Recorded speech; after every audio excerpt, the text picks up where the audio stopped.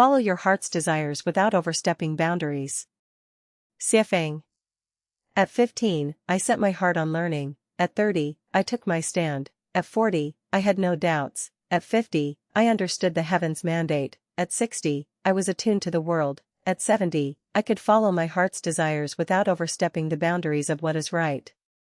This is Confucius's theory of the stages of life. Today, while watching Professor Yudan from Beijing Normal University on CCTV's 100 Schools Forum discussing the way of life in the Analects, I found it exhilarating. Professor Yu spoke brilliantly. However, it seemed that due to time constraints, she didn't go into depth about the phrase "follow your heart's desires" without overstepping the rules. It felt like a delicious peach was just out of reach. What a pity. So, I humbly take the liberty to expand on what Professor Yu touched upon. Following one's heart essentially means to act according to one's desires. The highest state of this is acting in accordance with one's nature. However, this freedom is not the same as acting recklessly. It comes with the prerequisite of not overstepping boundaries. The word overstep means to surpass or exceed, while boundaries refer to a standard, measure, or law. Therefore, following one's heart's desires without overstepping boundaries means acting freely within established limits. What are these boundaries? They include the way of heaven, the natural law, state laws and regulations, the rules and regulations of organizations, the principles of benevolence, righteousness, propriety, wisdom, and trustworthiness, basic morality, customs, and the interests of society and others. Thus, the meaning of following one's heart's desires without overstepping boundaries is that one may speak, act, or think freely as long as it does not harm others or society, violate customs, disrupt organizational rules, break the constitution or laws of the state. For party members, the party's discipline; for believers, the rules of their faith; for children and spouses, family rules, etc., or go against the way of heaven and nature. Furthermore, it means adhering to the daily conduct expected of a gentleman within the scope of virtue, morality, benevolence, righteousness, propriety, wisdom, trustworthiness, loyalty, filial piety, modesty, patience, and humility. By the time one reaches 70, they should ideally have attained the state of following one's heart's desires without overstepping boundaries. This was the realm Confucius strove for throughout his life.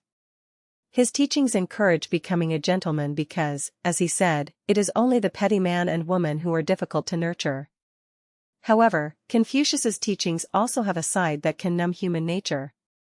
If everyone in society followed Confucius's ideal standards, we would indeed have a society where gentlemen show loyalty to their rulers, fathers are kind to their children, brothers love their younger siblings, husbands are harmonious with their wives, and all people care for one another, a natural, harmonious, peaceful, and tranquil society, free of conflict. But the problem is that if everyone becomes like sheep and a wolf emerges, all the sheep will be in danger and helpless to resist. The more virtuous a person, the more they may suffer, while those with fewer scruples often gain. By his later years, Confucius had realized the potential harm of his teachings, leading him to lament, "If in the morning I hear the way, in the evening I can die content." Though Confucius did not advocate belief in supernatural forces, he still yearned for the way. He called Laozi a divine dragon, whose head can be seen but not its tail, acknowledging his own inferiority and feeling the need to look up to him. So, it might be better to learn from Laozi than from Confucius. How do you feel about this interpretation of following one's heart's desires without overstepping boundaries? My own feeling can be summed up as simply overwhelming. To understand the way of heaven, natural laws, constitutional laws, party rules, and regulations, local customs, morality, virtue, benevolence, righteousness, human rights, and so forth requires an immense amount of knowledge. Without this understanding, one is bound to overstep boundaries, and the effort can be utterly exhausting. So, what should we do? The answer is, revere the greatest creator, revere life, respect nature, follow the way of the greatest creator, accept circumstances as they come, adapt to situations, act according to one's nature, and seize opportunities as they arise. In doing so, whatever you do will be right, whatever you say will be correct, and whatever you think will be appropriate. This is what is meant by good remains good, even if it appears evil, evil remains evil, even if it appears good. Thus, one can keep the core principle while adapting to changes, and in this way, you can follow your heart's desires without overstepping boundaries. From the various constitutional laws set by the United Nations to the national laws of different countries, to the multitude of rules and regulations in society, laws are becoming more numerous and detailed, yet the world grows increasingly complex and filled with problems. Experience has shown that only by following the way of the greatest creator can humanity achieve the ideal society in the simplest and most effective manner. Confucius might serve well as a teacher for elementary school students, Laozi for high school, Buddha as a university professor, and Jesus for guiding graduate students. Meanwhile, Lifechanyuan embodies the true state of following one's heart's desires without overstepping boundaries.